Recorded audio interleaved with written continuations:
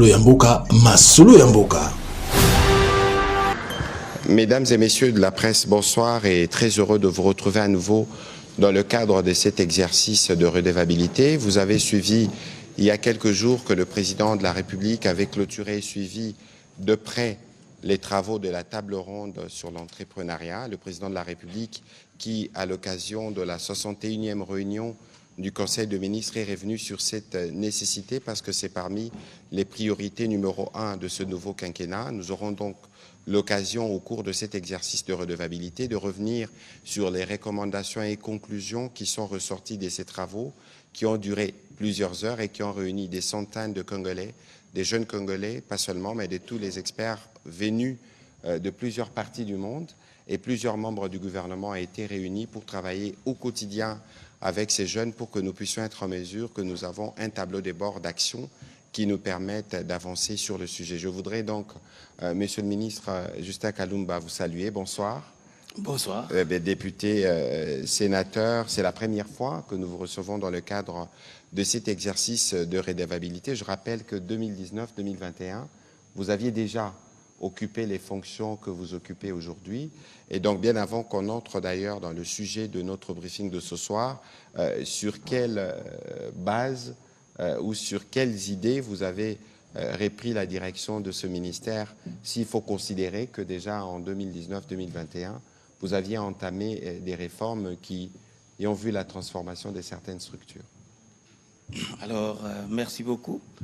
Monsieur le ministre, chers collègues, je pense qu'il est tout à fait républicain de commencer par saluer la vision du président de la République, parce que au travers de tout ce que nous avons pu faire en 2019 jusqu'à 2021, c'était déjà la matérialisation de sa vision. Et donc, m'ayant ramené à la tête de ces ministères en 2025, j'ai le devoir républicain de le remercier, de remercier notre Premier ministre et de dire que nous avons devant nous un chantier qui avait commencé déjà depuis 2019 sous sa houlette. Et de ce point de vue, je pense qu'il est aujourd'hui de notoriété publique que nous avions ensemble conçu un programme assez pertinent de développement de l'entrepreneuriat dans notre pays. Déjà, il faut savoir qu'à l'époque, ce ministère ne s'appelait pas ministère de l'entrepreneuriat.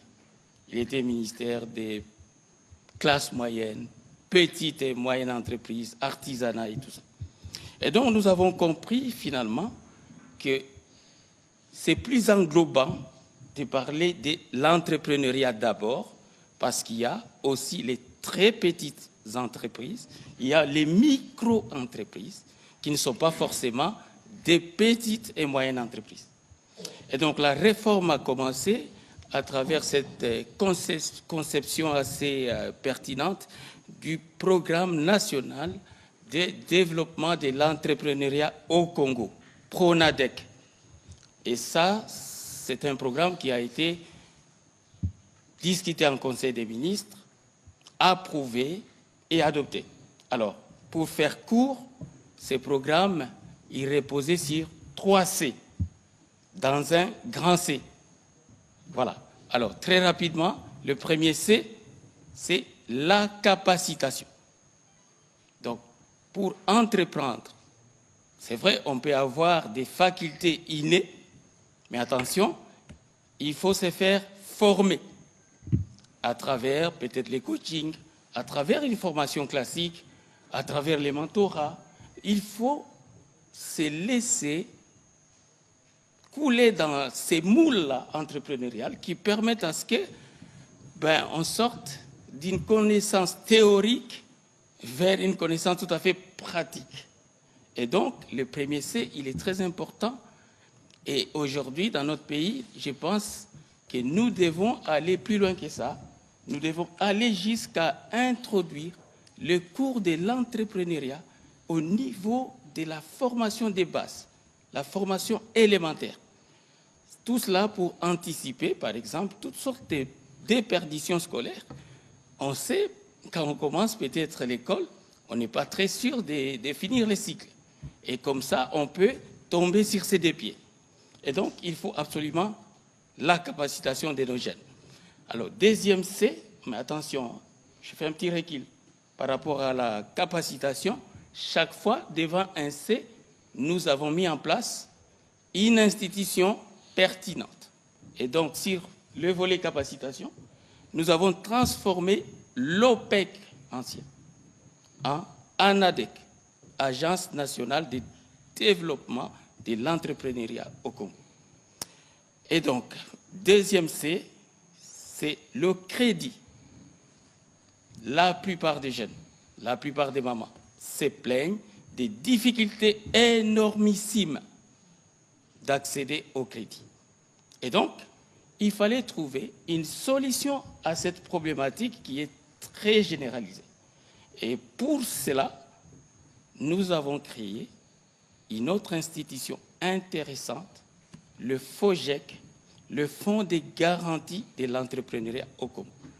Pourquoi? Parce que le système bancaire classique, il doit fonctionner, mais parce que souvent on exige des garanties en termes parfois hypothécaires à des jeunes qui n'ont pas encore de ressources, des garanties peut-être collatérales et autres. Et donc, il nous faut avoir un instrument qui va nous permettre de dire, ces jeunes-là, ils ont déjà franchi les premiers C, donc ils ont été formés. Ils sont dressés pour entreprendre, parce qu'il faut avoir la rage d'entreprendre. Alors, parce qu'ils ont la rage d'entreprendre, vous pouvez donner l'argent sans peur.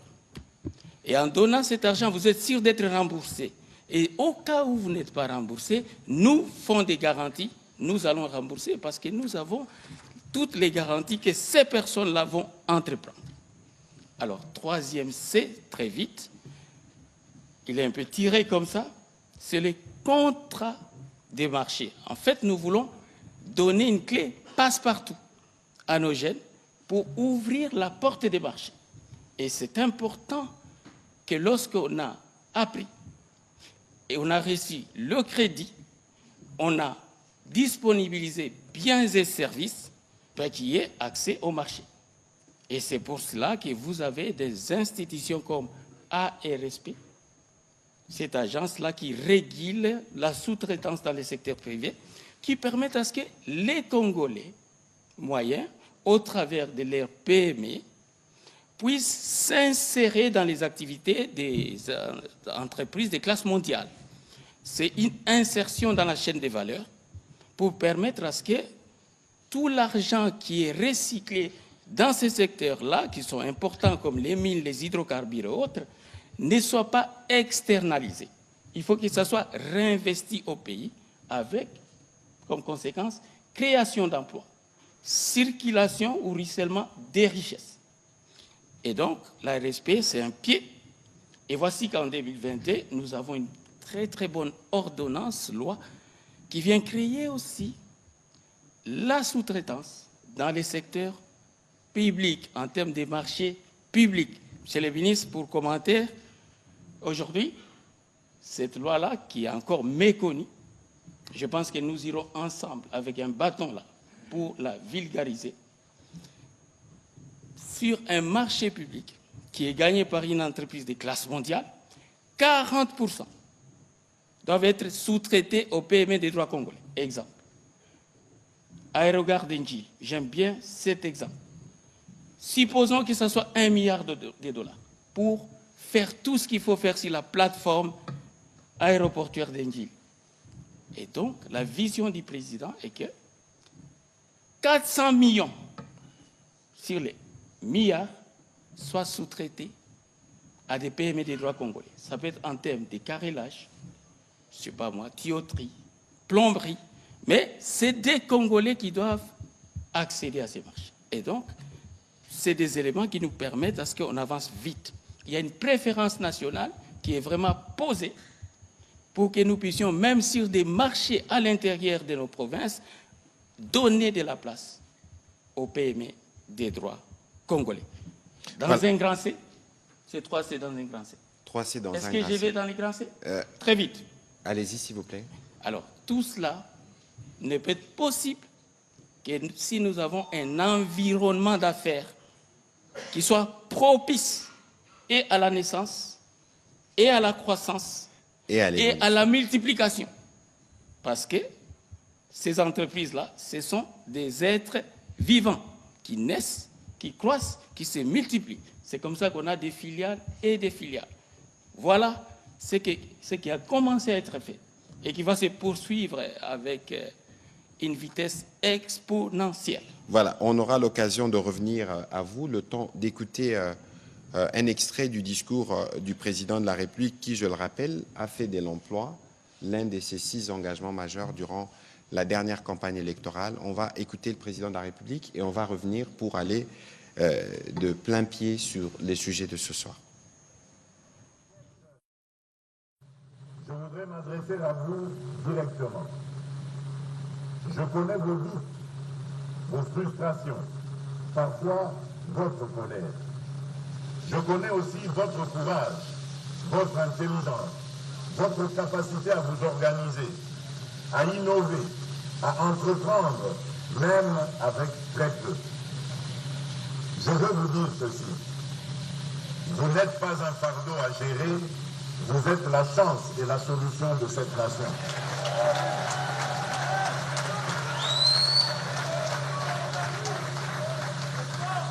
Vous n'êtes pas seulement des bénéficiaires des politiques publiques, vous en êtes aussi les co-auteurs légitimes. Je vous invite à partager activement, à participer plutôt activement à ces travaux, à faire entendre vos idées, vos propositions, vos critiques constructives. N'ayez pas peur de demander des comptes, mais soyez aussi prêts à prendre votre part de Voilà, c'était un extrait de l'allocution du président de la République aux jeunes qui ont été réunis par centaines au Palais du Peuple à l'occasion de cette table ronde. Il rappelait là son engagement. Monsieur le ministre, je sais que le président en Conseil de ministres nous en a parlé et il a mis suffisamment de son leadership pour que ces travaux se tiennent très rapidement. Les travaux se sont tenus, le président était là à l'ouverture. Nous avons vu qu'il a même suivi les travaux qui se déroulaient en commission. Qu'est-ce que vous pouvez nous dire, parce qu'on n'aura sûrement pas le temps de faire les résumés de tous ces 3 jours de travaux et de toutes ces réflexions, mais qu'est-ce que vous pouvez nous donner comme synthèse des principales recommandations, des principaux défis, mais surtout de comment vous avez capté les énergies positives de jeunes qui sont venus de l'intérieur comme de l'extérieur du pays durant ces travaux, et dire aussi concrètement par où on commence après tout ça. Merci beaucoup. Je pense qu'il est aussi important de rappeler quelques éléments assez précis. Cette table ronde a été convoquée à l'initiative du président de la République lui-même. Alors, il a non seulement convoqué, mais il a aussi présidé. Il a lancé les travaux. Il a clôturé les travaux. Mais entre les lancements et la clôture, il y avait les ateliers. Il a participé même aux ateliers, ce qui est une première. Et je pense qu'il est bon que les Congolais le sachent. 3 jours consécutifs de mobilisation présidentielle. Pour ceux qui connaissent la lourdeur, la charge de l'agenda du président de la République, ils comprennent de quoi je parle. S'ils se mobilisent 3 jours durant de manière consécutive. Et donc nous avons eu la participation de 475 jeunes. 475 jeunes et autres qui sont venus de partout, des provinces, de la diaspora et même de la capitale. Et nous avons eu au total 305 recommandations. C'est énorme. Et c'était un travail de titan. Et 12 fléaux. Alors, tout cela procède des 12 fléaux. Merci, Monsieur le ministre, pour ces compléments. Donc, on a identifié 12 fléaux, mais ces 12 fléaux, ils découlent d'un état des lieux qui a été fait et qui montre clairement que nous avons un problème dans notre pays où le chômage, dont on a des taux approximatifs, le chômage, il est quand même là, il est abyssal. Et il n'est pas acceptable que dans un pays qui a 65% des jeunes dans sa population et qui est considéré comme le coffre-fort du monde en termes de ressources naturelles, mais qui ait un tel taux de chômage. Cela n'est pas concevable. Et donc, il faut absolument renverser la table. C'est pour ça qu'elle était ronde. Il fallait faire un tour à 360 degrés. Renverser tout sans complaisance. Et nous avons fait un état des lieux, effectivement, sans complaisance. Qu'est-ce qui s'est passé au juste et qu'est-ce qui a été décidé? Je ne vais pas aller fléau par fléau. Je crois qu'on peut ramasser toutes ces choses en 3 axes et 2 pieds. Tout ce qui s'est passé. On peut ramasser ça en 3 axes et 2 pieds. Alors, quels sont ces axes? Le chef de l'État a pris cet engagement. Il faut créer massivement les emplois. Et il a précisé lui-même à travers la promotion de l'entrepreneuriat. Ça, c'est lui-même qui l'a dit. Et donc, il nous a montré comment créer les emplois. Nous avons besoin d'emplois, il faut promouvoir l'entrepreneuriat. Comment faire pour avoir les entreprises qui soient efficaces si on n'a pas une main-d'œuvre qualifiée? Parce que les entreprises sont faites pour répondre à des besoins sociaux. Vous avez des besoins de développement, des besoins de survie, des besoins économiques, toutes sortes de besoins de transport, en logistique, en infrastructure, mais il faut des entreprises pour ça. Mais les entreprises travaillent avec une main-d'œuvre qui doit être qualifiée. Voilà pourquoi on a ces 3 axes. Emploi, entreprise, formation professionnelle. Et donc, si nous arrivons à mettre une cohérence entre ces 3 axes, les résultats sont garantis. Les 2 pieds, et je vais aller dans les détails après, c'est la gouvernance, là aussi, 2 axes en termes de pilotage du projet ou du programme présidentiel. Comment ça va se passer? Deuxième élément, en termes de suivi et évaluation.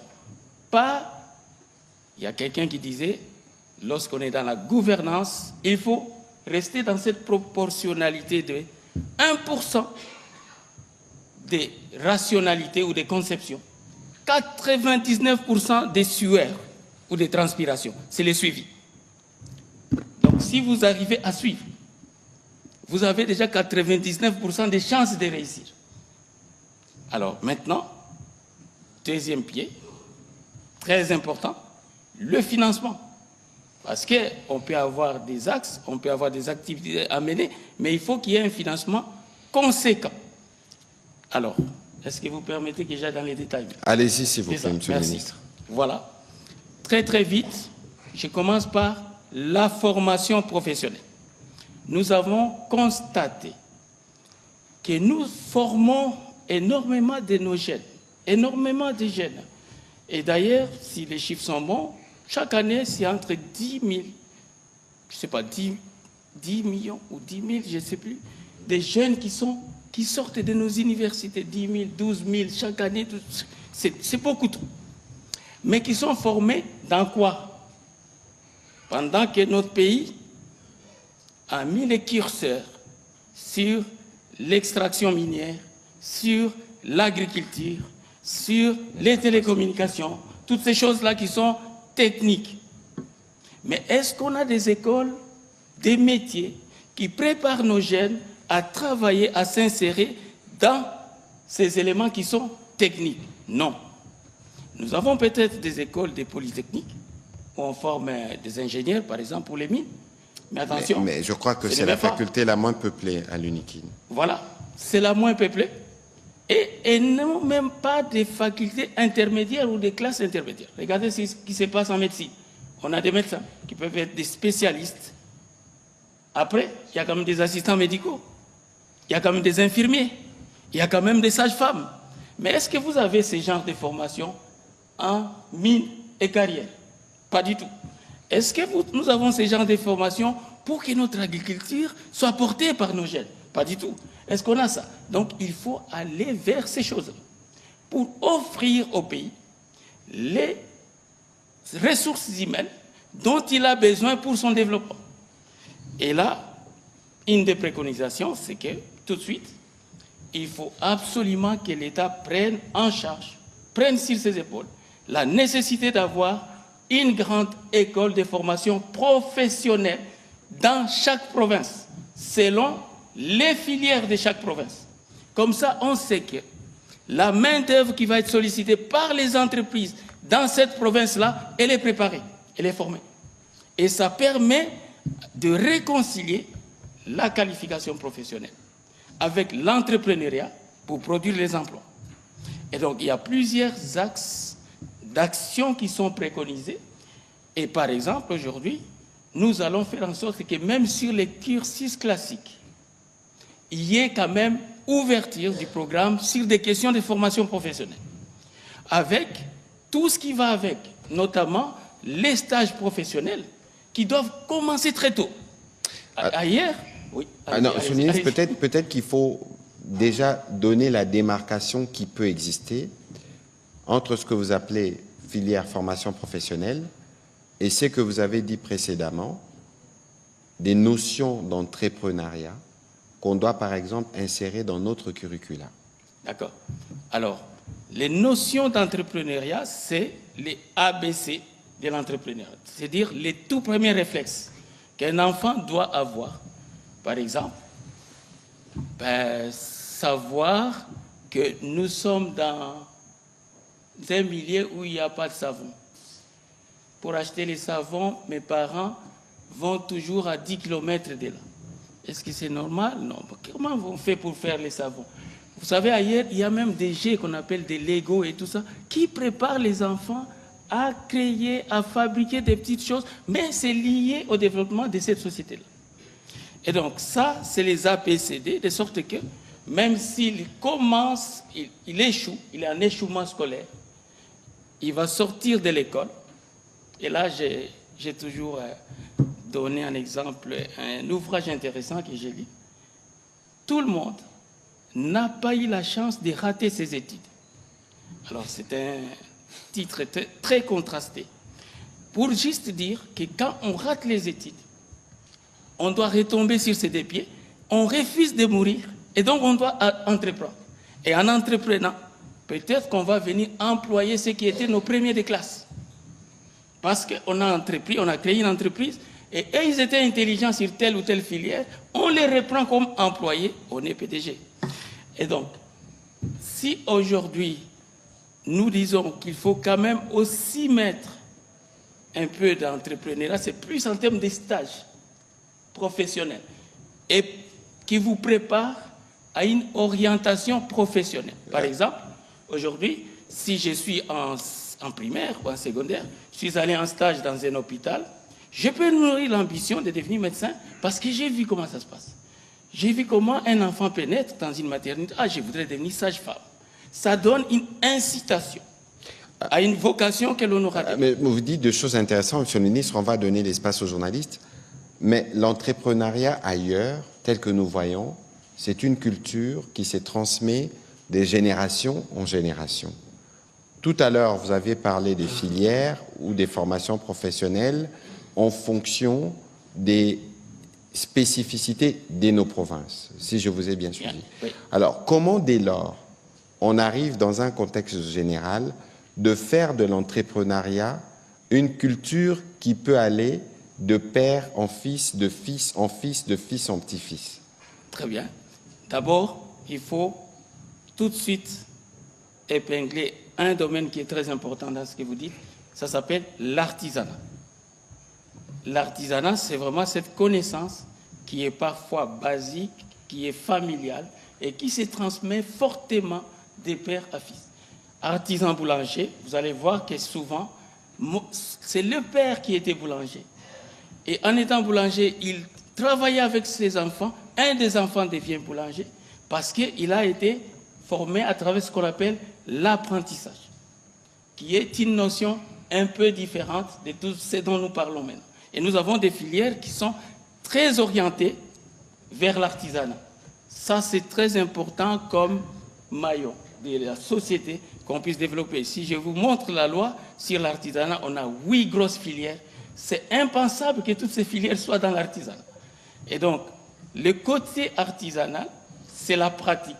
Mais malgré tout, si on veut devenir entrepreneur, il faut qu'on ait ne fût-ce qu'une petite connaissance sur comment on gère. Comment on gère son entreprise, comment on fait l'économie, comment on fait face aux besoins de remboursement. Vous voyez, ça, c'est quelque chose qui vient maintenant emballer tout ça, couvrir tout ça, faire en sorte que l'on soit dans l'artisanat ou dans l'entrepreneuriat pur. Déjà, nous avons des lois différentes.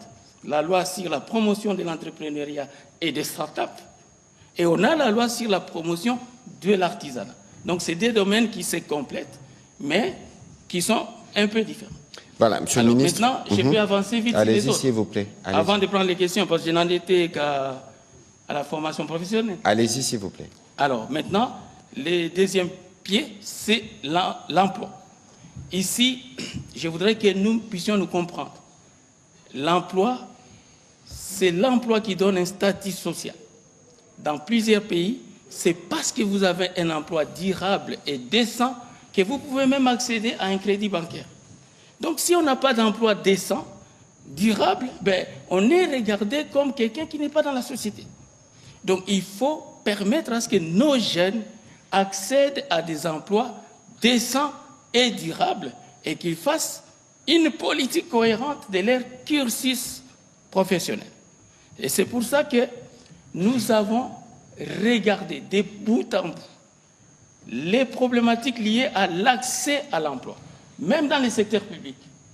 Monsieur le ministre, je pense qu'aujourd'hui, si on regarde la question d'accès à l'emploi, même dans les structures publiques, elle est totalement inégalitaire et discriminatoire. Je pense que les Congolais savent que pour avoir un emploi, même dans une entreprise du portefeuille de l'État, il faut avoir un frère qui est soit DG, soit ministre, soit député. Mais est-ce que tous les 110 millions de Congolais ont des frères députés, ministres, DG? Donc il faut arriver à enrayer les discriminations liées à ces choses-là. C'est pour ça qu'on a fait des préconisations intéressantes, des grandes préconisations. La première, l'Office national de l'emploi, qui fonctionne de manière aujourd'hui pas cohérente, va devenir Office national de l'emploi et de l'égalité des chances. Parce que le chef de l'État a beaucoup insisté sur la nécessité d'établir des règles qui permettent à ce qu'il y ait égalité des chances d'accès à l'emploi pour tous les jeunes Congolais. Et ça, nous martelons là-dessus. Pourquoi? Parce qu'on va faire recours à des CV pour emploi qui sont anonymes et qui ne renseignent pas sur les origines, les provinces, tout ça. C'est des CV avec numéro et codification pour commencer à balayer ces réflexes qui est rétrograde. Deuxième chose qu'on va faire dans le secteur de l'emploi, parce que si je vais dans l'ONEM, il y a beaucoup de choses qui sont là-dedans. Nous allons faire en sorte que l'inspection générale du travail devienne réellement cet organisme de contrôle et qui a autorité à la fois sur les employeurs et sur les employés. Parce qu'aujourd'hui, il faut quand même constater que ce régime-là, il est déséquilibré. On a des employeurs qui sont nantis, on a des employés qui sont démunis, ils sont devant une inspection générale du travail qui est, elle, plus démunie que toutes les deux premières catégories. Ça ne va pas. Elle va asseoir quoi? En faisant quoi? Donc, il faut avoir, à l'instar de l'inspection générale des finances, une inspection générale du travail et de l'emploi qui soit vraiment à la hauteur de sa tâche avec un équipement conséquent. On peut continuer, il y en a beaucoup les mesures. Je passe vite à l'entrepreneuriat parce qu'il faut que j'en parle. Je suis ministre de l'entrepreneuriat. Allez-y. Voilà. Entrepreneuriat. Monsieur le ministre, nous devons absolument faire en sorte que chaque jeune puisse accéder soit à l'emploi, ou alors il crée sa propre entreprise. Il n'est pas possible de résoudre les problèmes d'emploi dans ces pays avec les entreprises du secteur du portefeuille de l'État. Mais il semble qu'on est formé à être des demandeurs d'emploi plutôt qu'à être de créateurs d'emplois, Monsieur le ministre. Justement, c'est pour ça qu'il y a la réforme de tous les programmes d'enseignement pour qu'on commence à mettre l'entrepreneuriat là-bas, pour qu'on commence à mettre les stages, pour faire en sorte que nous soyons nous-mêmes conscients du fait que les entreprises dans lesquelles on veut travailler là ont commencé par des idées d'autres personnes qui nous ont précédés sur cette terre. Personne n'a créé une entreprise sans les idées. Si je vais avoir une entreprise, c'est parce que j'ai identifié un besoin social. Et je me dis, il faut que je me donne les moyens pour rencontrer ces besoins.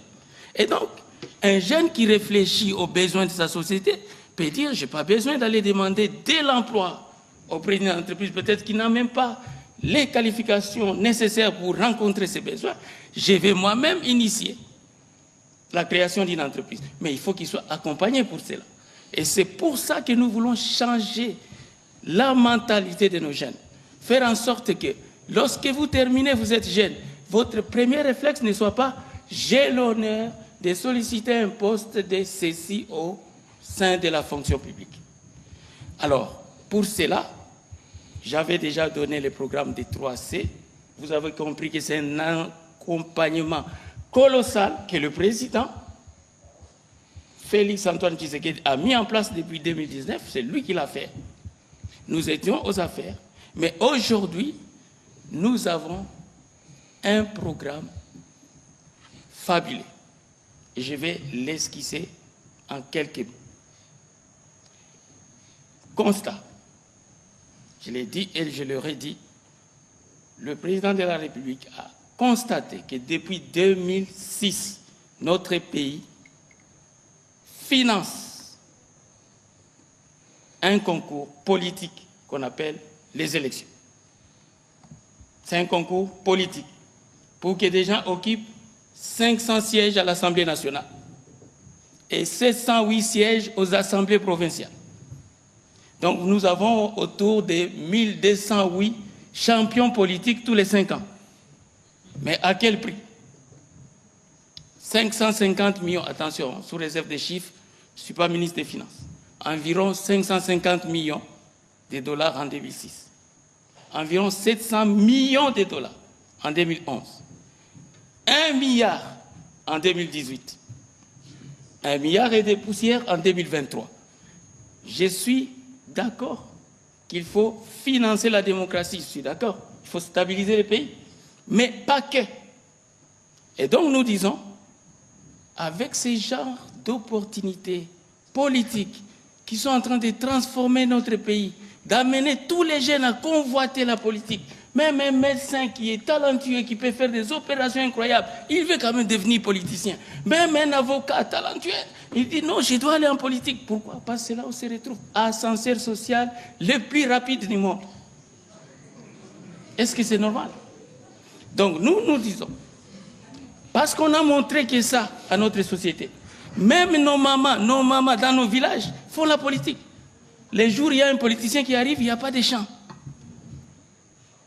On est en train de déstructurer la société.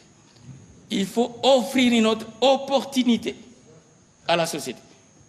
En réplique, nous allons organiser le concours national des plans d'affaires simplifiés partout.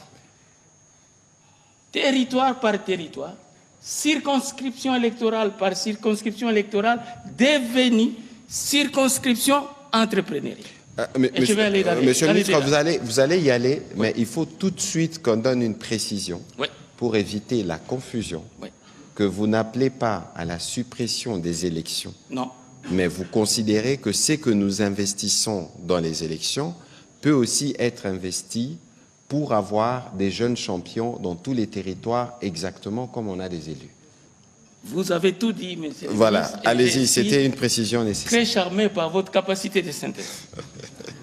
Donc, c'est certain qu'on continuera à aller aux élections. Moi-même, je suis produit des élections. Depuis 2006, je n'ai jamais raté. Voilà. Absolument. Donc je suis produit de ça, mais je ne suis pas d'accord qu'on continue à faire que ça. C'est pour ça que nous disons, pour qu'on ait une base rationnelle qui respecte les équilibres, nous partons de la même circonscription électorale.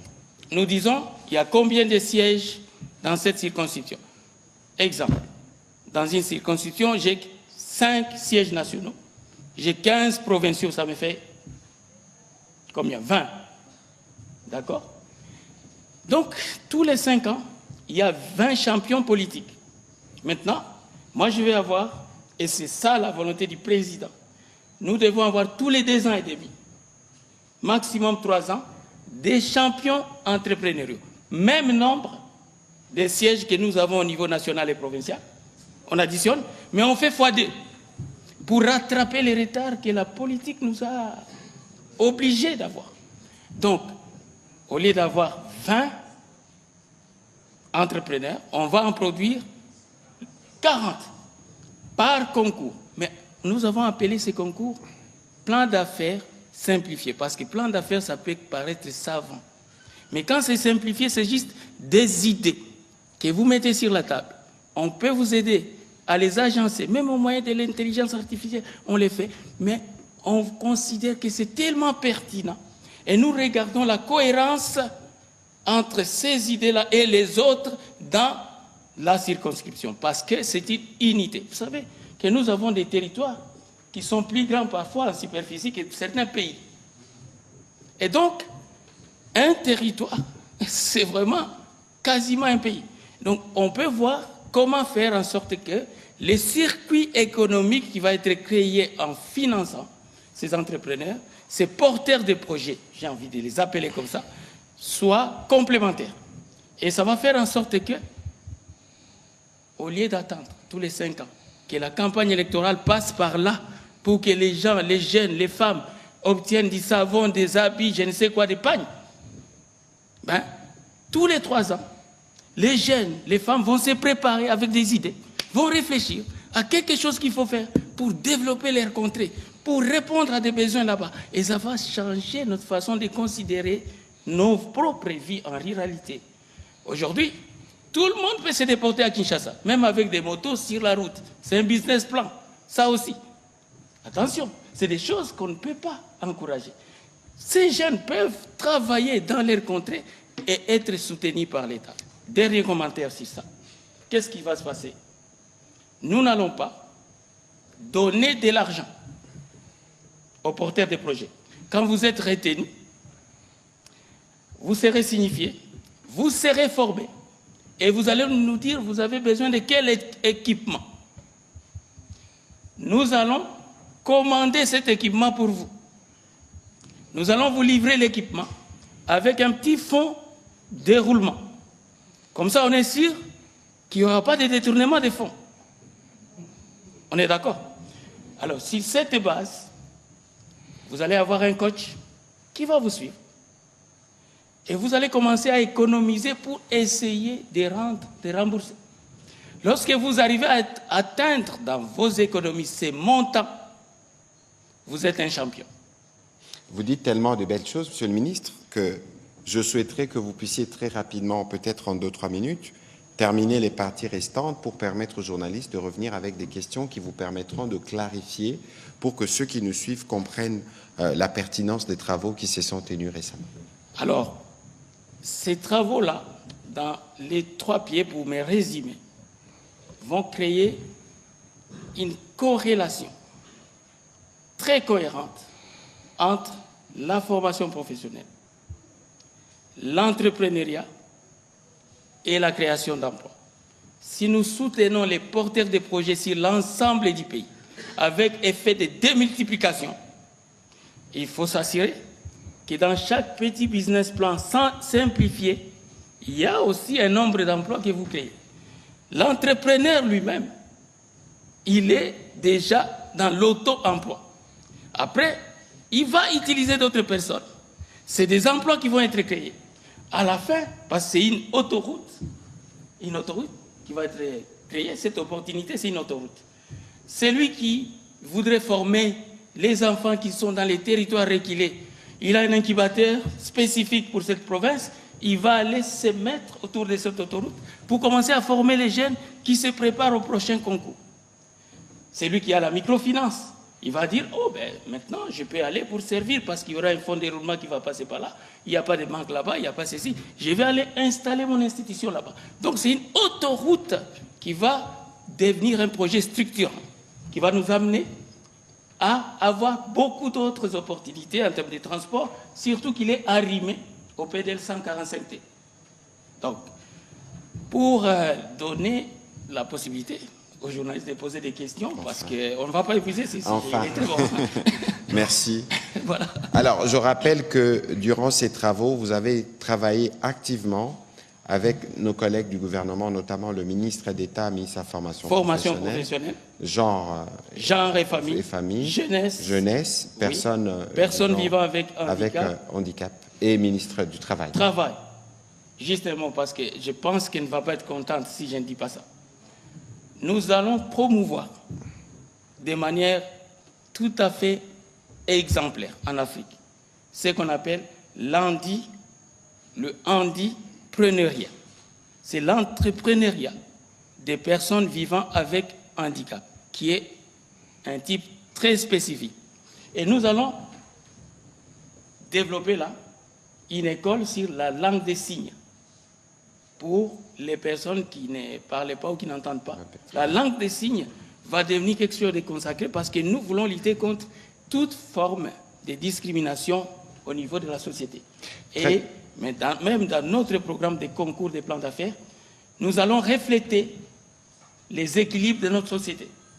Aujourd'hui, c'est 10 à 13% de la population qui sont handicapés. Et donc, lorsqu'on va faire les allocations, même en termes de projets, il y aura une fourchette d'environ 10% totalement dédiée aux personnes vivant avec handicap, même dans le financement des porteurs de projets. Merci beaucoup, Monsieur le ministre. C'est un engagement du président de la République. Je crois que même toutes les infrastructures construites dans les cadres des Jeux de la francophonie, par exemple, comprennent des accès, y compris aux personnes vivant avec handicap, parce que nous tous, nous pouvons potentiellement, ce n'est pas le souhait, le devenir, et donc il est important de s'assurer que avec cette politique d'inclusion, tout le monde trouve sa place. Bon, on va essayer d'avancer avec les questions finalement. On va commencer par Monsieur Amédée Moirabou, qui sera suivi de Monsieur Patrick Lacoué. Voilà. Merci beaucoup, Excellence, pour la parole. Monsieur le ministre de l'Entrepreneuriat, je pose directement ma question. Quelles sont les résolutions, j'insiste bien, d'ordre scientifique à ce qui concerne les diagnostics du chômage des jeunes, à ce qui concerne les solutions à la création des emplois des jeunes qui sont sortis de cette table ronde que vous avez organisée. Je pose cette question parce que je sais que les économies qui avancent, ce sont les économies qui mettent la science à l'avant-garde. Au fait, je demande quelle a été la part de la science pour cette table ronde que vous avez organisée. Deuxième question, Excellence, le principal problème à ce qui concerne l'emploi en République démocratique du Congo, c'est le chômage de masse. Et ce chômage de masse concerne aussi bien les jeunes que les adultes. Mais vous organisez une table ronde sur l'emploi et l'entrepreneuriat des jeunes en omettant le chômage des adultes. Mais pour autant, j'aimerais quand même savoir, Excellence, qu'est-ce que votre ministère, parce que vous êtes le ministre de l'entrepreneuriat, peut faire pour promouvoir l'entrepreneuriat dans un pays où 80% d'habitants sont confrontés à l'extrême pauvreté, selon les chiffres de la Banque mondiale. Est-ce possible, le challenge que vous vous donnez? Si le ministre le permet, je peux poser la dernière question. vous avez parlé de tout, sauf avancer, ne serait-ce qu'un seul chiffre. Vous avez cité un certain nombre d'institutions qui ont été mises ou créées pour promouvoir l'entrepreneuriat ou l'emploi des jeunes, l'ANADEC, le FOGEC, mais toutes ces institutions, c'est des institutions qui sont sous-capitalisées. Le FOGEC n'a pas 1 milliard de dollars, même pas 100 millions. Qu'en est-il de financement? Puisque je vous ai suivi lors de la clôture, vous avez dit vous réservez la primeur à ce qui concerne les financements au président de la République, mais on aimerait quand même savoir. Merci. Voilà. Merci, monsieur le ministre. Allez-y, s'il vous plaît. Merci beaucoup. Monsieur Amédée Marabou, c'est ça? Oui, c'est ça. Alors, première question, les résolutions d'ordre scientifique. D'abord, pour vous apaiser, nous avions toute une cellule des scientifiques qui ont travaillé avec nous. Encore une fois, comme vous savez, dans notre pays, il y a des approximations en matière de chiffres. Même ce que vous appelez la scientifique, ça peut être des sujets à discussion. Parce que les bases de départ en matière de chiffres posent problème. Mais au-delà, nous connaissons les problématiques. Nous savons que nous avons des problèmes structurels. On n'a pas besoin d'avoir un scientifique, je ne sais pas, masterclass pour nous dire que les enfants que nous avons formés en littérature, en lettres, en anglais, je n'ai rien contre ça, ne peuvent pas travailler dans les mines, ne peuvent pas faire l'agriculture. On n'a pas besoin de scientifiques pour ça.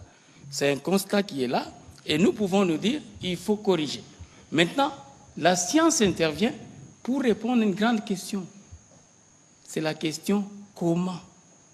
Parce que tout le monde peut avoir de bonnes intentions. Mais la façon de les faire, ça pose problème.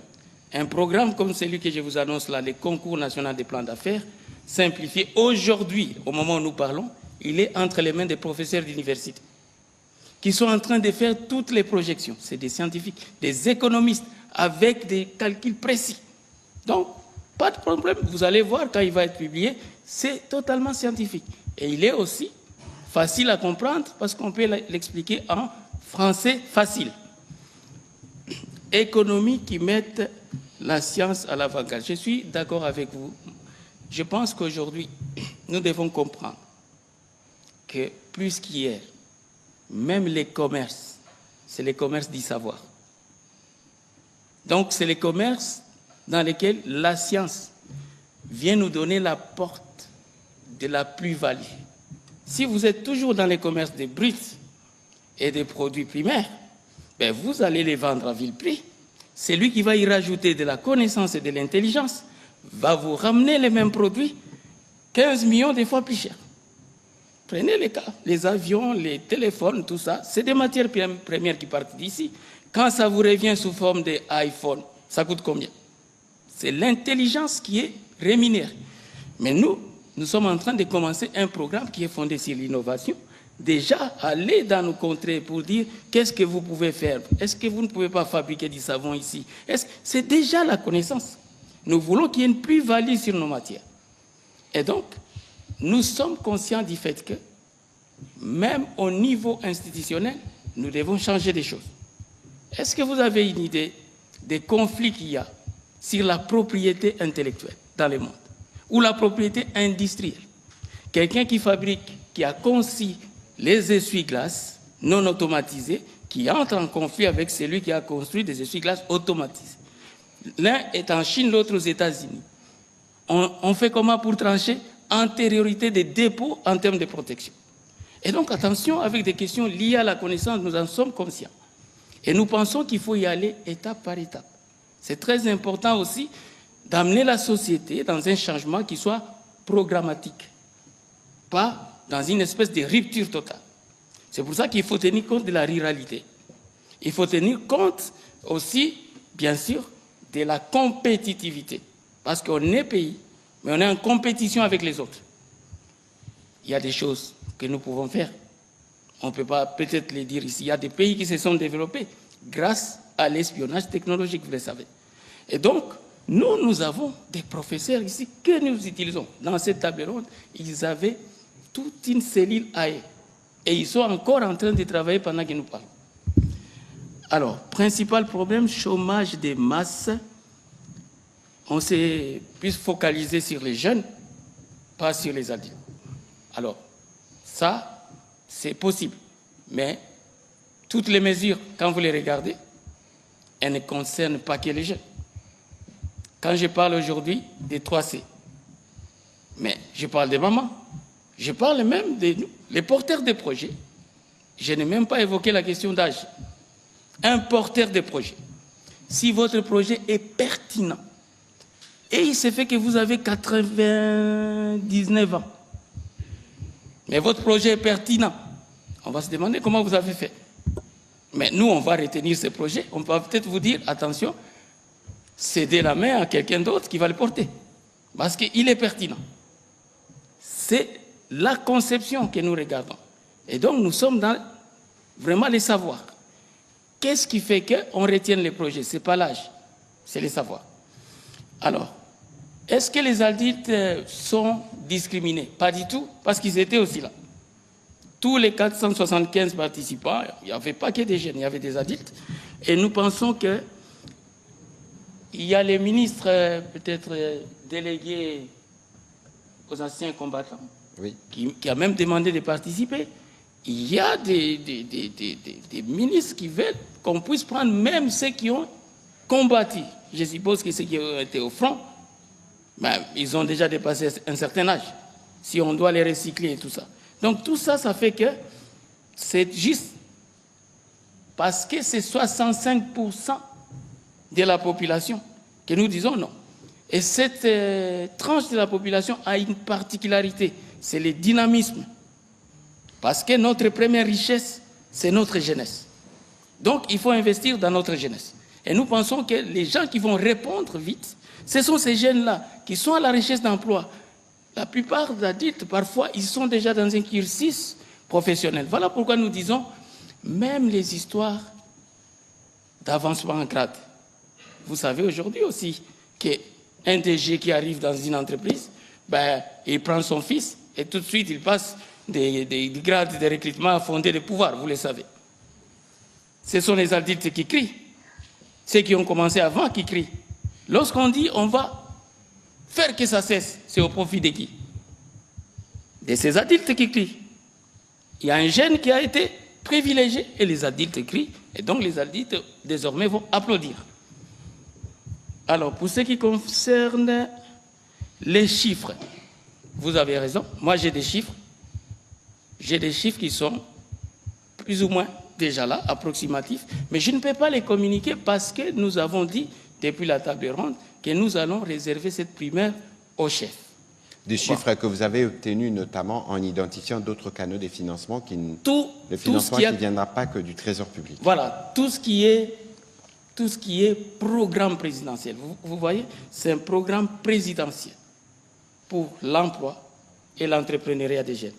En plus, il a été déclaré sous forme de pacte. Vous avez entendu ça. Le président lui-même a parlé d'un pacte pour un peu suggérer les côtés spirituels de la chose. C'est un pacte. les côtés spirituels, monsieur le ministre. On va prendre la question de monsieur Lac. S'il vous plaît, allez-y droit au but pour nous permettre de faire une économie de temps aussi. Merci beaucoup, monsieur le ministre, pour la parole. Monsieur le ministre, permettez-moi de revenir sur la dernière question des chiffres. Vous avez réuni 475 jeunes entrepreneurs. Est-ce que vous avez évalué l'ensemble des projets de ces 475 jeunes entrepreneurs et l'évaluation vous donne quel chiffre? Je ne suis pas dans les chiffres prévus par le chef de l'État. Deuxième question. Monsieur le ministre, vous parlez de FOGEC. Et pourquoi pas une banque d'investissement? Puisque la RDC souffre dans ce secteur-là. Il n'y a pas de banque d'investissement. Dernière question. Y a-t-il une loi qui gère le contenu d'entrepreneurs congolais? Merci. Qui gère le contenu d'entrepreneurs congolais. Soyez un peu plus précis. plus précis. Parce Ce qu'il existe tout à l'heure les codes, ce que l'entrepreneur dont le ministre a congolais parlé tout à l'heure. produit, est-ce qu'il y a-t-il une loi qui encadre cela? Allez-y, monsieur le ministre, directement, s'il vous plaît. Très bien. Alors, on a réuni 475 délégués, mais ce n'est pas chaque délégué qui vient avec un projet pour lui sur la tête, pour nous dire, voilà, mon projet est là, moi, mon projet est là. Non, c'est pour fédérer les idées. Et il y avait des problématiques. Et les ateliers étaient orientés dans des thématiques précises. Et ce n'est pas chacun qui dit, moi, j'ai tel projet. Les questions sont d'abord des questions d'ensemble, des questions d'approche. Et c'est sur ces questions-là qu'on a réfléchi. Il y en a certainement qui ont des projets, peut-être qui en ont parlé, mais notre objectif n'était pas de recenser les projets de tous les participants. D'autant plus que nous parlons et de la formation professionnelle et de l'emploi. Mais quand formation professionnelle, il porte quel projet? Il va étudier. Emploi, ben, il va travailler, il va être employé. Il n'a pas de projet.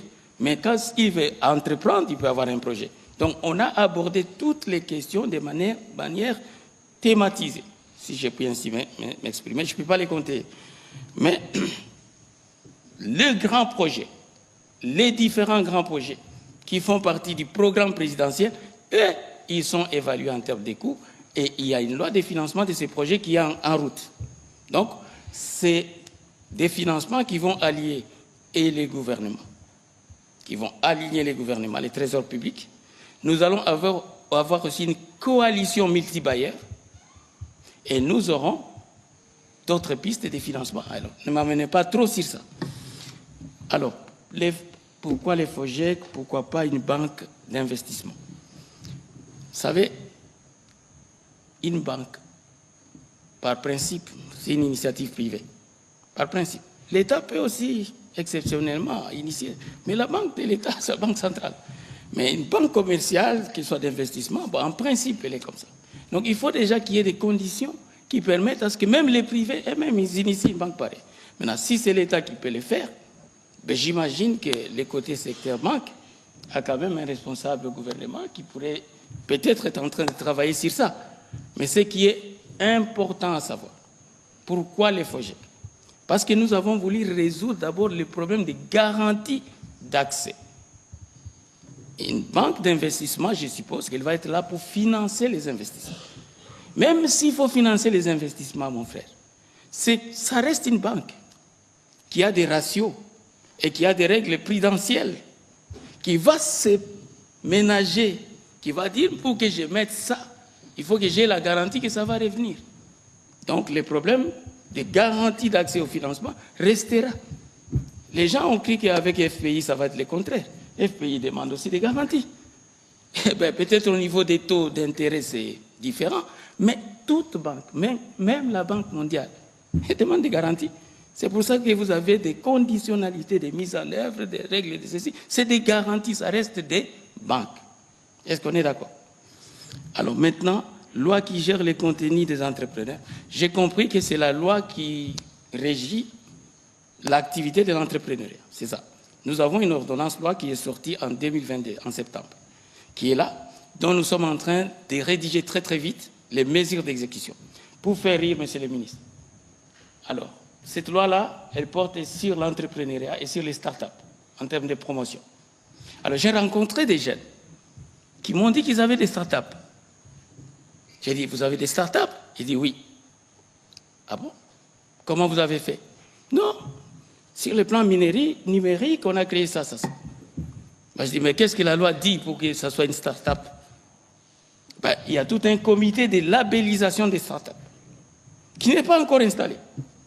Nous sommes en train de travailler à sa naissance. Mais les Congolais ont déjà des start-up, mais qui ne sont pas labellisées. Or, si elles sont labellisées, mais les avantages fiscaux en termes d'allègement, les avantages du côté administratif sont énormes. Nous allons vulgariser avec le ministre toutes ces lois pour que vous compreniez c'est quoi une start-up et pourquoi il faut aller vers la labellisation. Parce que ça vous ouvre la porte à beaucoup de choses. Et même en termes de marché, Tout ça n'est pas connu, mais pourtant, c'est depuis 2022 que ces lois sont là. Les faits précèdent les lois. Je me souviens que, comme parlementaire, on avait beaucoup travaillé sur ces sujets. Alors, Monsieur le Ministre, peut-être qu'on va, en tout cas, lorsqu'il sera 20h, on pourra laisser place au journal, on continuera avec quelques questions pour être plus précis. Mais, Monsieur le Ministre, vous avez parlé du FOGEC. Lorsqu'on parle des PME, on parle de FOGEC, on parle d'un APEX, on parle d'un RSP. Est-ce que, de manière brève, vous pouvez nous dire c'est quoi la fonctionnalité de chacune de ces structures? Alors, comme je l'ai déjà dit, le FOGEC, c'est vraiment les fonds de garantie de l'entrepreneur. Mais garantie face à qui? Face aux banques. Ça veut dire aujourd'hui, X personnes a un projet d'entrepreneuriat. Nous disons, pour nous, il faut passer par les 3C. Cette personne va être formée par l'ANADEC. Si ce n'est pas l'ANADEC, elle va passer par un incubateur, mais qui est agréé par l'ANADEC. Parce que l'ANADEC a la spécialité en matière de capacitation. FOGEC, lorsqu'il voit que la personne a été formée par l'ANADEC et que donc elle est devenue propice à recevoir un crédit, FOGEC va l'accompagner auprès du système bancaire. Les banques vont dire, pour qu'on puisse financer, ben nous on veut 1, 2, 3, il faut nous donner telle garantie, telle garantie. FOGEC, j'en conviens, qui est sous-capitalisé, et une des mesures, ça va être de récapitaliser sérieusement FOGEC. FOGEC va garantir, va dire à la banque, donnez-lui les crédits. Il a été formé, son business plan est pertinent, et nous allons suivre. Et donc FOGEC va s'engager, en poussant la personne à rembourser. Si jamais cette personne n'arrivait pas à rembourser, évidemment, le garant sera appelé à la cause. Maintenant, si on franchit ça, tout est en cohérence. Je note à l'intention de nous tous que c'est le modèle sur lequel la Chine a fait son enjambée commerciale, ces modèles ici. Et donc, quand vous franchissez, et d'ailleurs c'est le modèle des États-Unis actuellement, quand vous franchissez la garantie, vous avez les crédits, vous avez maintenant des questionnements sur l'accès au marché, où vous avez des géants qui ont toutes les garanties, qui ont tout, parce que là aussi il y a des conditionnalités pour accéder au marché.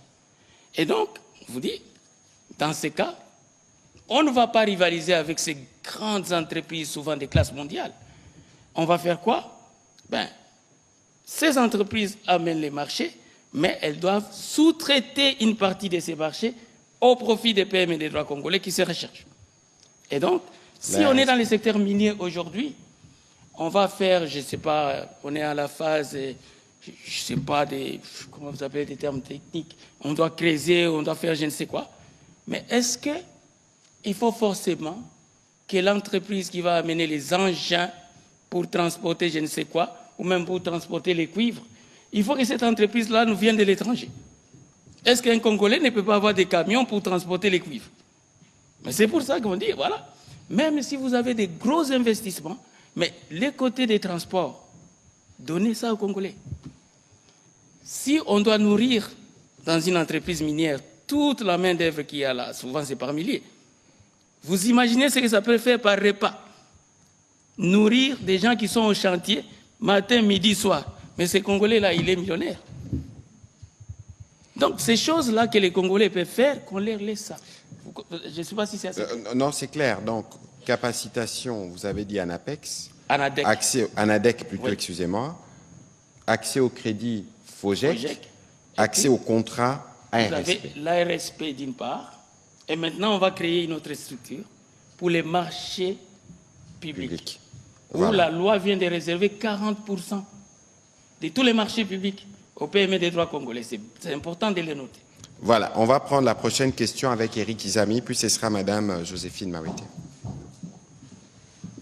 Merci de la parole, Monsieur le ministre. Alors, Monsieur le ministre Kalumba Mwanangongo, vraiment, celle de savoir, vous avez évoqué ici le fait que vous aurez voulu que l'on puisse déjà instaurer le cours d'entrepreneuriat. Je voudrais avoir une idée. Vous avez souhaité que dans le parcours scolaire de nos enfants, que l'on puisse insérer les cours d'entrepreneuriat pour aiguiser ces côtés-là, pour ne pas revenir plus tard demander « j'ai l'honneur de ceci ou de cela ». Alors, vous pensez que ça peut être opérationnel quand exactement? Alors, deuxième question, vous avez évoqué le fait qu'il faudrait quand même inciter, d'un côté, on a déjà des champions politiques, il faut avoir aussi des champions qui entreprennent. Alors, nous avons 145 territoires. Doit-on attendre, par exemple, pour maintenant, 2028, pour commencer ces concours-là, ou que ça va déjà être activé dans pas longtemps? Et puis, comment vous allez faire? Parce que notre pays est quand même vaste. Hein. Le plus grand de tous nos 145 territoires, c'est Bafouassende, qui est un peu l'égal de tout le Rwanda réuni. Bafouassende dans la Tchop. Le deuxième plus grand territoire, c'est Kassongolunda, ici dans le Kwango. Comment vous allez repartir la compétition? Et puis, bon, pour le ministre... S'il vous plaît, vous n'allez pas faire... Oui. S'il vous plaît. Allez-y, mais... Oui, la dernière question au ministre Mouyaya. Pour entreprendre, nous devons avoir la paix. Je commence par vous féliciter, vous tous, dans votre gouvernement, pour les efforts fournis pour la paix. Mais par exemple, par rapport à nous qui sommes à Kinshasa, on peut aussi beaucoup entreprendre avec nos frères qui sont en face, Brazzaville. Il y avait un projet pour mettre ensemble, par exemple, le briefing d'ici et la quinzaine du gouvernement là-bas, pour voir dans quelles mesures évoluer aussi avec eux. On va y arriver bientôt. C'est pour quand? Disponibilité d'agenda. Mais je crois qu'il y a... Vous faites bien de reposer cette question sur la paix. Mais, je suis désolé, parfois l'entrepreneuriat évolue bien en cas de conflit. Parce que ça crée un nouvel écosystème. Parfois l'entrepreneuriat peut trouver son essor en cas de crise ou d'épidémie. Ici, c'est l'épidémie, la crise, mais c'est la capacité de nous adapter. Parce qu'en fait, l'entrepreneuriat, c'est quoi? C'est la capacité à donner une réponse à un problème vécu. J'ai besoin de vous joindre, vous êtes loin, on crée les téléphones, j'arrive à vous joindre. Pendant le Covid, ici, pendant la pandémie, moi je connais une dame qui a industrialisé pratiquement la fabrication de masques. Elle en a tiré profit. Et donc ici, il ne faut pas attendre, il ne faut pas donner l'impression que parce qu'on n'a pas la paix, encore qu'en parlant de paix chez nous, évidemment, je ne voudrais pas réduire la portée de la crise que nous connaissons parce qu'elle nous affecte tous, mais ça représente combien de pourcents sur 2 345 410 km²? Parce que la propension de certains en dehors, c'est de nous définir, on dit en RDC, il y a la guerre. Certaines personnes qu'on reçoit à Kinshasa sont surprises, de dire mais avant de venir ici, on nous disait que ça tirait de partout. C'est pour ça que justement, dans le travail que nous faisons sur le narratif, nous insistons beaucoup sur les faits que la RDC, comme le ministre l'a décrit tout à l'heure, mais c'est le réservoir de toutes les ressources du monde, si je peux m'exprimer ainsi. Et les Congolais doivent être le premier à développer une intelligence qui leur permette de tirer profit de ce qu'ils ont. Et donc, ce n'est pas le fait que nous ayons cette crise que nous avons dans l'Est qu'on va s'y refuser, ou on va se dire, ce n'est pas le milieu qu'il faut pour aller investir. Je voudrais donner un exemple d'un investissement en temps de crise, en temps de Covid. On ne sortait pas de la maison, mais on savait où nous procurer les masques. Et donc ici, c'est justement faire cet appel à l'intelligence, comme le président de la République le disait tout à l'heure, des Congolais, cette capacité à observer. Regardez comment Facebook a été créé, regardez comment Uber a été créé, regardez comment i5 a été créé, pour ceux qui de ma génération se souviennent encore, mais c'est des jeunes étudiants sur les sites universitaires. Et donc il faut qu'on essaye simplement de pousser plus loin nos réflexions dans la compréhension de nos problématiques et d'être en mesure de proposer des solutions. Ici, il y a un accompagnement. On parlait tout à l'heure de capacitation, d'accès au crédit, d'accès au marché. Mais le point des départs, avant même d'arriver à tout ça, c'est d'avoir une idée, d'avoir une initiative. Et puis plus tard, le ministre a parlé des incubateurs. Donc les incubateurs servent à quoi? Aujourd'hui, on a remarqué, parce que moi-même, j'étais un peu, comme député, je suivais un peu les questions d'entrepreneuriat, mais on n'a peut-être pas toujours la culture de partager les risques. le projet qui avait gagné les concours de start-up qu'on a organisé en 2013, c'était des jeunes, un groupe de jeunes, mais ils avaient un financement de 20 000 $, mais ils n'y ont jamais eu accès parce qu'ils ne se sont pas entendus. Ils disent non, moi je dois avoir 40%, c'était mon idée. Mais dans ce que le ministre a dit, dans la capacitation, c'est aussi cette capacité qu'on vous donne de travailler en groupe, de prendre les risques ensemble. Vous vous dites, nous sommes tous des professionnels des médias, pourquoi on ne créerait pas une plateforme qui nous permettrait, par exemple, de communiquer 24 heures sur 24. Donc ici, il faut enlever de la tête des compatriotes que lorsqu'on n'a pas de paix, encore que ça ne touche pas tous les territoires nationaux, qu'on ne peut pas investir, qu'on ne peut pas entreprendre. Il faut considérer, Amédée posait la question tout à l'heure, que chacun des défis que nous avons est une opportunité d'enrichissement. Voilà, Monsieur le ministre. Bien sûr, chaque défi, c'est une opportunité d'enrichissement en plus et d'avancer.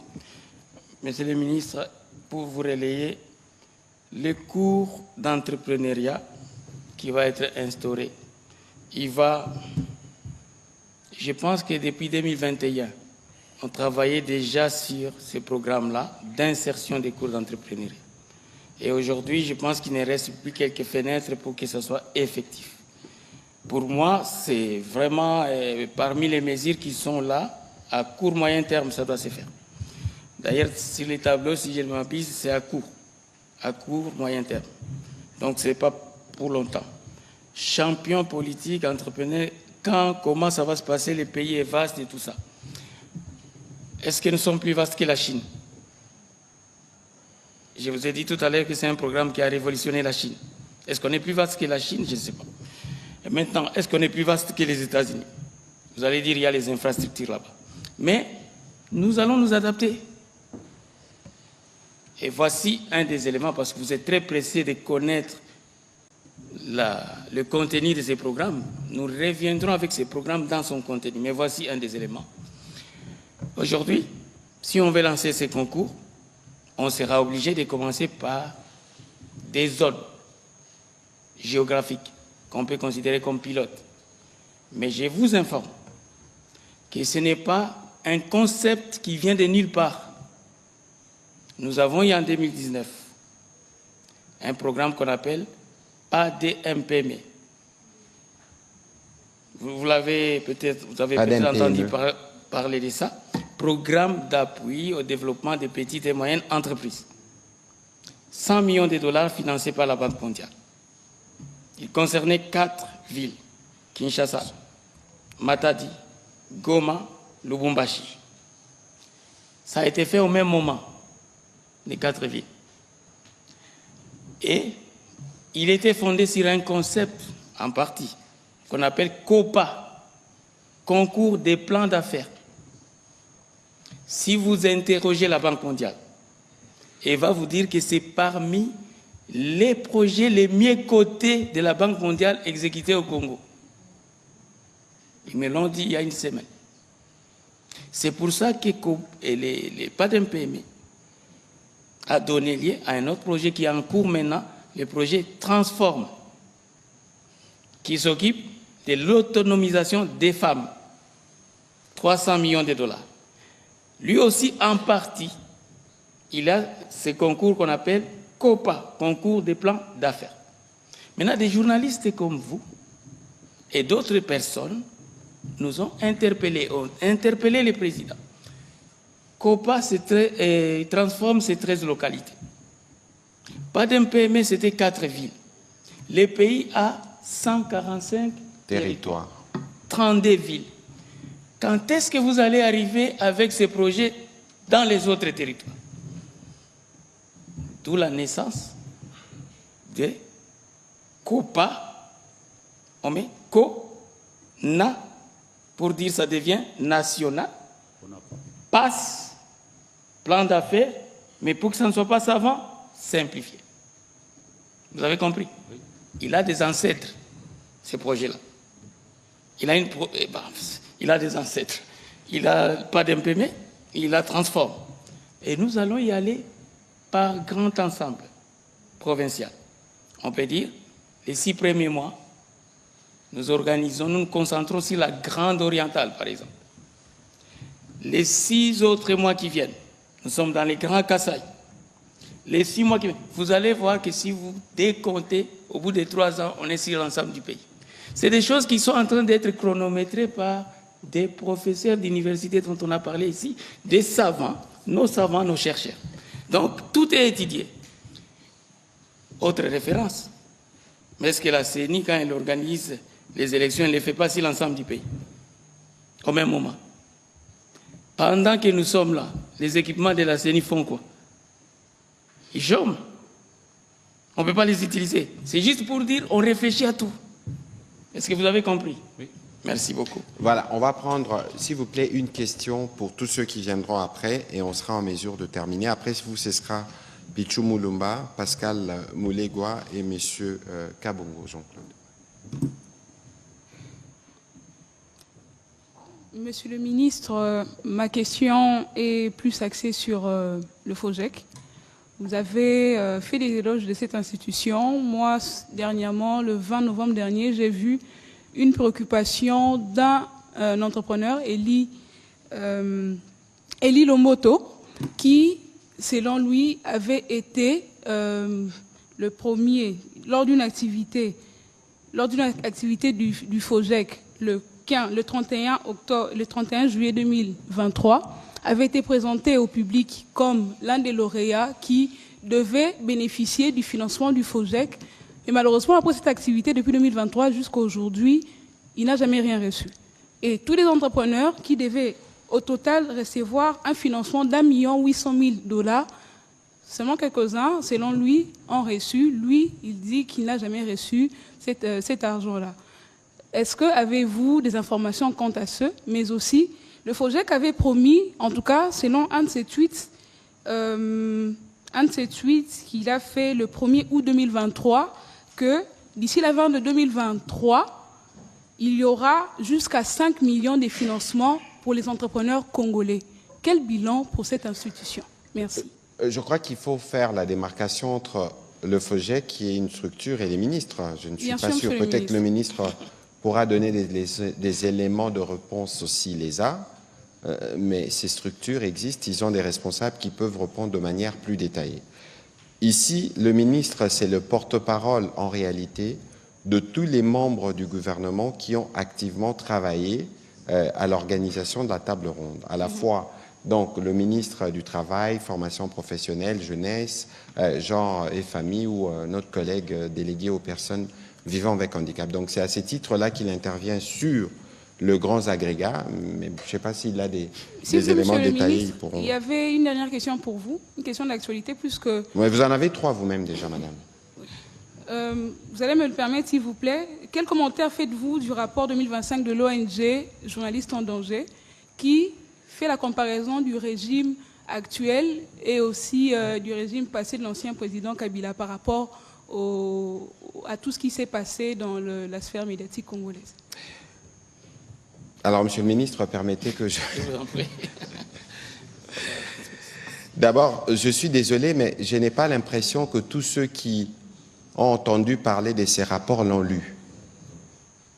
Les commentaires qui ont été relayés nous ont surpris, parce que cet après-midi, d'ailleurs, j'ai reçu Chivis Chivwadi, qui est venu me remettre le prix que GED a reçu en Suède pour les travaux qu'ils font en termes de protection de journalistes. Il est venu me le remettre.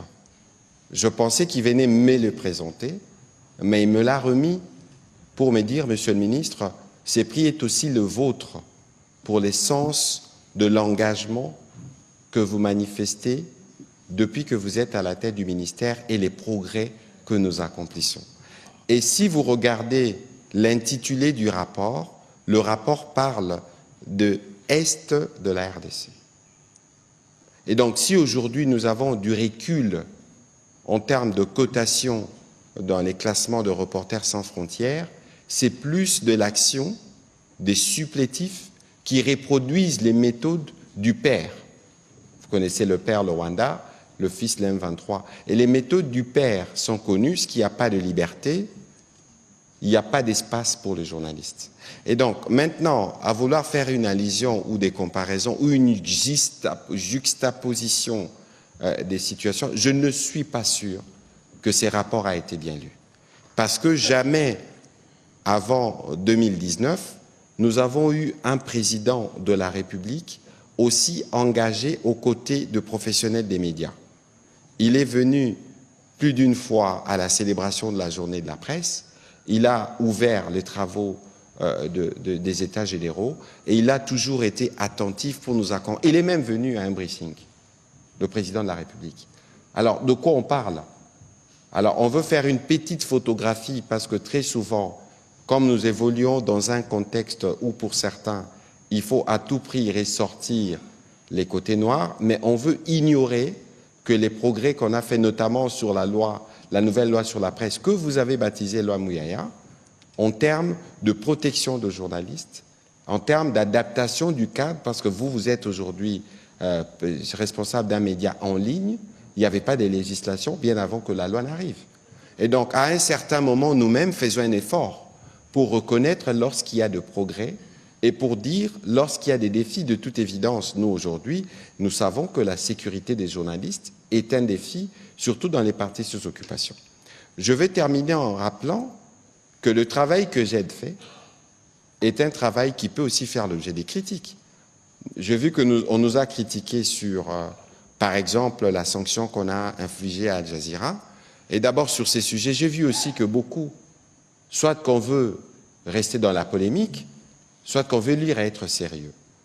La sanction des Al Jazeera a été prise parce qu'ils ont donné la parole à une propagandiste qui n'était pas connue comme journaliste, ni répertoriée par eux-mêmes Al Jazeera comme journaliste, ni par nous dans les lots de journalistes accrédités. Et on a pris une sanction qui durait un temps précis. Et Al Jazeera, j'ai reçu les responsables d'Al Jazeera en tournée en marge de la visite de l'émir. Ils nous ont écrit une lettre, je ne voudrais pas donner les contenus ici, mais je crois que le message que nous avions passé était bien compris, nous l'avons partagé avec Jed. Et donc aujourd'hui, les journalistes, en termes d'accès à l'information, regardez l'exercice que nous faisons presque régulièrement, et demain nous aurons le ministre de Mines, dans le même esprit. Et donc s'il y a de progrès, sachons reconnaître qu'il y a de progrès. S'il y a des défis, sachons aussi le reconnaître parce que nous sommes engagés à faire avancer cet agenda. Et donc ça, c'est le commentaire que je me permets. Les prix que GED nous a donnés aujourd'hui reflètent la nature de la collaboration et qu'il ne faut pas laisser d'espace à ceux qui veulent voir du noir, là où nous avons énormément de progrès et c'est noté à travers le monde parce que notre classement a été sensiblement amélioré du fait de progrès que nous avons fait. Voilà. Monsieur le ministre, désolé des escapades, mais je vous accorde 2 minutes pour répondre à ces préoccupations. Merci. Je crois que vous avez anticipé un peu la réponse. Madame, une petite correction. Le FOGEC n'a pas pour vocation de financer. Pas de financement du FOGEC. Il va garantir l'accès au financement à travers les mécanismes classiques.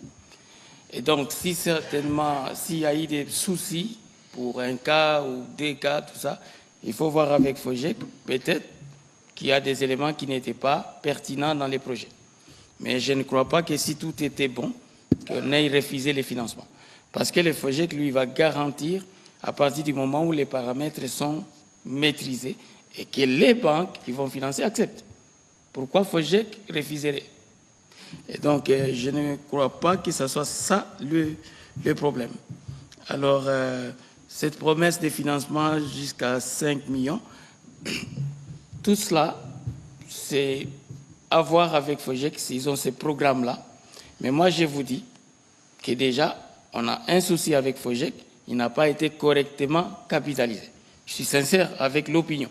Et donc, nous allons faire en sorte que FOGEC soit réellement et sérieusement capitalisé.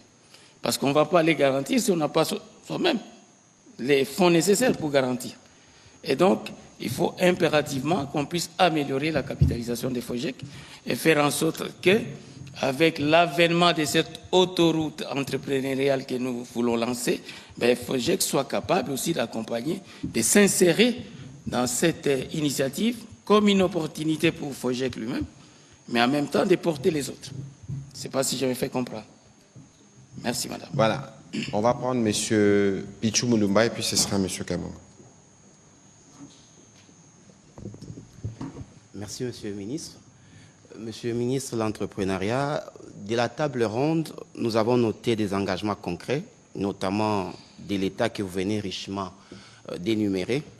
Pourriez-vous préciser pour que l'après-table ronde ne soit pas comme avant, avec d'autres assises qu'on a connues, comment comptez-vous mesurer l'impact, la matérialisation de ces engagements à moyen et long terme, et comment garantir la traçabilité des résultats relatifs à l'entrepreneuriat des jeunes? Monsieur le porte-parole du gouvernement, j'ai une question d'actualité pour vous, excusez-moi. Autant que votre métaphore des pères et fils est commentée, il y a aussi une déclaration du ministre rwandais des Affaires étrangères qui alimente les débats sur les réseaux sociaux. Selon cette vidéo, la RDC doit neutraliser les FDLR et ensuite le Rwanda lèvera ses mesures de défense, selon l'accord signé à Washington. Cette assertion ouvre la voie sur la toile à une interprétation selon laquelle la RDC serait entraînée sans les savoir dans un jeu où les stratagèmes rwandais justifieraient une présence dans l'est du pays. Vous en faites quelle lecture? Écoutez, d'ordinaire, je n'aime pas commenter les propos distillés par celui que vous citez.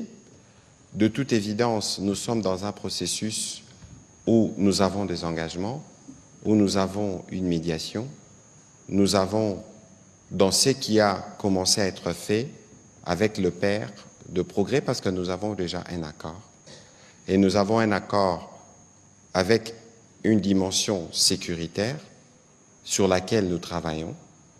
Et nous avons un accord sur la dimension économique qui va se mettre en place quand on aura fini la dimension sécuritaire. Les intentions du Rwanda, les verbiages habituels sont connus. Nous nous en tenons à nos engagements que nous exécutons de bonne foi et nous avons chaque fois les médiateurs qui suivent la situation et qui savent qui est responsable de quoi sur terrain. De toute évidence, dans les jours qui viennent, il y aura une évolution et on verra bien ce que cela va donner. Nous aurons l'occasion de revenir dans les détails. Mais pour le reste, nous connaissons le Père dans la complémentarité avec le Fils. Je rappelle encore pour que cela soit bien fixé dans la mémoire collective, nous tous, nous savons que le M23 est une création du Rwanda. Nous tous, nous savons aussi que le Rwanda a toujours nié la création du M23. Le Père qui réunit le Fils, mais nous savons tous aussi que tous les rapports des Nations Unies, tous les rapports des services de renseignement de gouvernements occidentaux disent que c'est le Père, le Rwanda, les créateurs du Fils, le M23. Seuls le Père et le Fils réunissent ce qu'ils sont. Mais le monde entier sait ce qu'ils sont et nous connaissons la complémentarité des rôles en termes de commission des crimes, en termes de perpétuation de massacres, en termes de poursuite des pillages. Pour terminer sur cette question, avant les fils actuels, il y avait d'autres fils avant. Parce que lorsque nous disons que la vocation du Fils, c'est de disparaître après ces processus dans la forme actuelle, les gens réagissent, mais c'est la stricte vérité. Dites-moi où se trouvent les RCD, qui étaient davantage d'ailleurs plus puissants que le Fils actuel, qui a d'ailleurs occupé plus d'espace à l'époque. L'essor de ceux qui ont été utilisés comme ceux qui sont utilisés aujourd'hui est connu. Et c'est cette même histoire qui va se répéter. Et donc, vous voyez un peu l'avenir qui attend les uns les autres. Je crois que je ne pourrai pas m'étendre dessus à ces sujets parce que nous aurons l'occasion d'y revenir dans les jours qui viennent avec des évolutions que nous aurons. Voilà. Merci. Monsieur le ministre. Ok. Alors, c'est des engagements concrets de la table ronde. Comment garantir les résultats, les suivis, évaluations et tout ça? Je crois que j'ai donné des éléments de réponse. Quand je vous parlais des 2 pieds, on a 3 axes, on a 2 pieds. Un des pieds, c'est vraiment la gouvernance. Et dans cette gouvernance, il y a une très très grande volonté politique qui s'est affirmée, c'est celle du chef de l'État. Vous avez vu son engagement en termes de participation à ces assises jusqu'aux ateliers. Et il a dit dans son discours qu'il va veiller à ce que tout ce qui a été dit soit fait. Parce qu'on ne doit pas aller de table ronde à table ronde. Ce n'est pas une réunion de plus qu'il faut compter comme bilan. Donc nous allons compter les actions qui seront ici de toutes ces réunions. Et nous-mêmes, nous nous sommes mis dans cette obligation-là en prescrivant dans notre programme détaillé les actions précises, les structures intervenantes, les échéances de mise en œuvre, les évaluations périodiques, avec même des rapports au Conseil des ministres sur la mise en œuvre. Et puis, rassurez-vous, c'est important parce que le président veut communiquer avec chiffres sur le nombre d'emplois créés, sur le nombre d'entreprises créées. Figurez-vous que nous ne sommes que des ministres. Il va demander ce compte d'abord à nous. Mais si nous, on n'est pas capable de les lui donner, qui vont sauter avant, monsieur le ministre? Moi, je n'ai pas envie de sauter avant. Voilà. Vous avez compris? On va prendre la dernière question de M. Kamon. Merci pour la parole, monsieur le ministre. Deux petites préoccupations à l'endroit du ministre Kalumba. La première, monsieur le ministre, vous avez parlé de l'emploi des jeunes. À la place de créer, j'aimerais qu'on parle de potentiel emploi qui existerait déjà. J'ai fait allusion... Les chiffres renseignent que plus de 300 000 agents de la fonction publique sont éligibles à la retraite. Alors, depuis 2022 jusqu'à ces jours, il y a eu 2 vagues qui n'ont pas atteint 20 000, je pense, à moins que je me trompe. Alors, pourquoi votre ministère, avec le pied de financement dont vous avez parlé, ne travaillerait pas en synergie avec la fonction publique pour faire en sorte que ces 300 000 partent à la retraite et que ces emplois soient occupés par les jeunes? La première préoccupation. Et la deuxième est, vous avez parlé du déficit du personnel dans le secteur technique. Restons dans le secteur minier. Le droit minier et certaines conventions parlent du transfert de compétences, du transfert de capacités. Qu'est fait votre ministère? Où vous avez un regard, vous faites le suivi sur ce qui est de ces transferts de compétences qui doit venir des experts, des opérateurs miniers, qui doivent transmettre au fait à la jeunesse, qui doivent être engagés, embauchés dans ces carrés et dans cette entreprise. Allez-y, monsieur le ministre. D'accord. Alors, pour ce qui est des emplois des jeunes potentiels dans la fonction publique, bon, je pense qu'il y a un vice-premier ministre chargé de ces questions-là, qui est vraiment à pied d'œuvre sur tout ça. On le voit, il est dynamique, il travaille. Il y a même des vagues de départ à la retraite. Et je pense qu'il fait très bien son travail. Nous regardons aux emplois qui viennent du secteur privé, principalement. Même si le ministre de l'Emploi, là, actuellement, lui, il a tout. Il regarde l'emploi au niveau des entreprises et tout ça. Mais la fonction publique, c'est un statut particulier. Mais si c'est des emplois qui sont régis par les codes du travail, ça veut dire si c'est des personnes qui ont signé un contrat de travail, soit dans les entreprises publiques ou du secteur public, soit dans les établissements publics ou chez les privés, là, le ministre de l'Emploi s'en occupe. Et ça peut faire des régimes tout à fait séparés. Je ne voudrais pas aller dans ce régime de la fonction publique. Et je pense que le ministre qui est là, il est vraiment compétent, il fait son travail. En ce qui concerne le déficit du personnel sur le plan profil technique et tout ça, je pense que du côté même de la sous-traitance, c'est des questions qui sont aujourd'hui sur la table. Il est important aujourd'hui de savoir que quand on s'insère dans un marché, il faut aussi en profiter pour recevoir les transferts des compétences.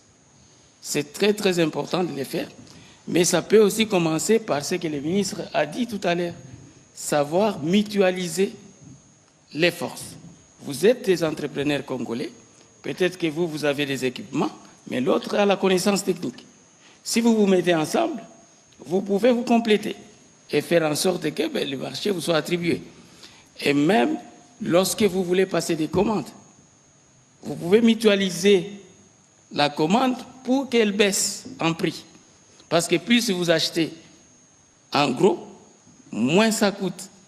Et même aujourd'hui, des concepts comme le coworking, ça devient à la mode pour que les gens n'aillent pas chacun ouvrir son bureau à gauche, à droite, avec tout ça implique comme frais de loyer et tout ça, Internet et tout ça. Mais mettez tous ces bureaux ensemble, vous travaillez ensemble et vous mutualisez tout. Et donc, pour répondre très directement à ça, je pense qu'il faut prendre les problèmes dans son rythme.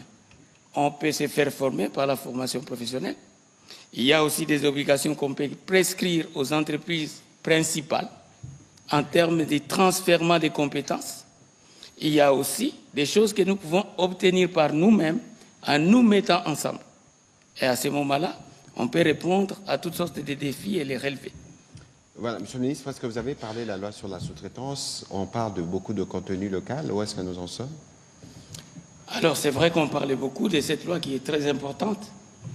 Moi, je prends toujours ces termes dans son sens profond, le contenu local. Ça signifie qu'il y a un contenu. Bien sûr. Il y a un contenu ici. Il ne faut pas aller chercher ces contenus ailleurs. Et il commence par les ressources humaines, mais il peut aller dans beaucoup de choses. Aujourd'hui, cette loi, elle a franchi toutes les étapes au niveau du gouvernement. Donc, elle a même été approuvée en Conseil des ministres. Donc, elle est en train d'aller vers le Parlement. Et donc, bientôt, ça va être débattu.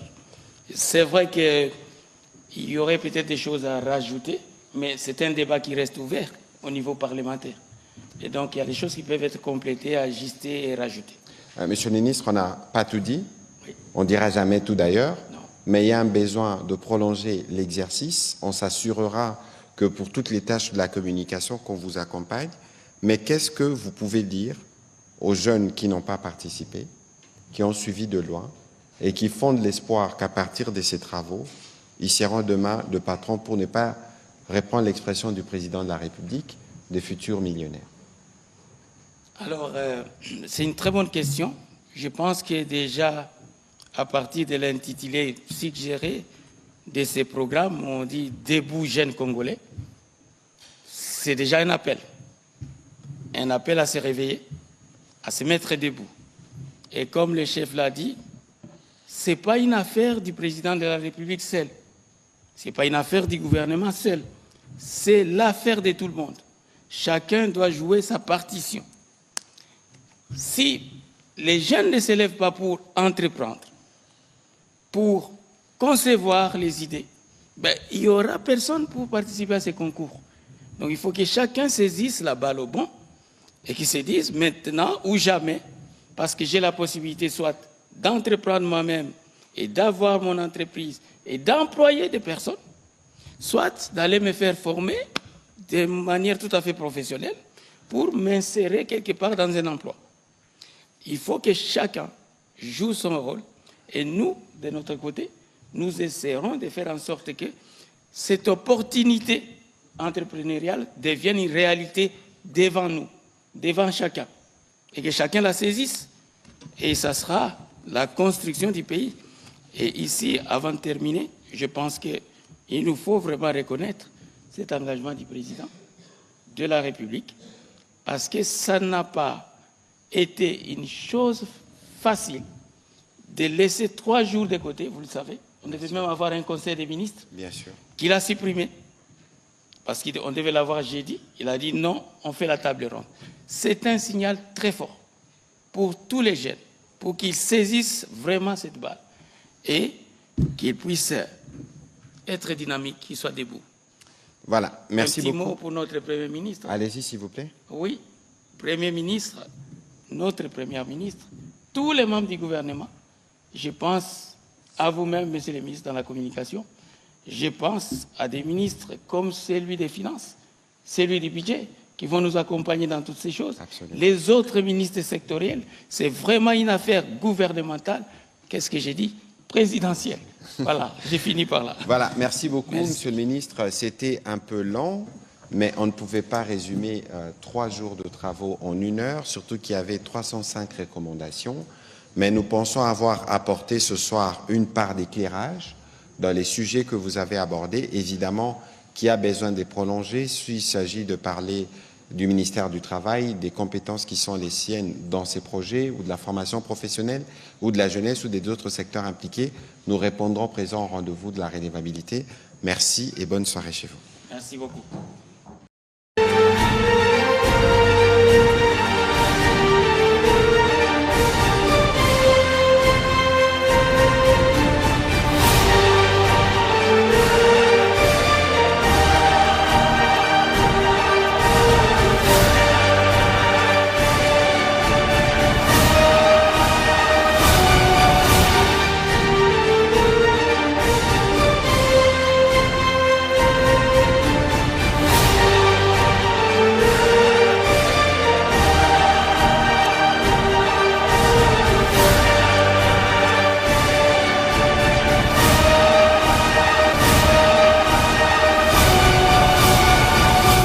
Masolo ya mboka, masolo ya mboka.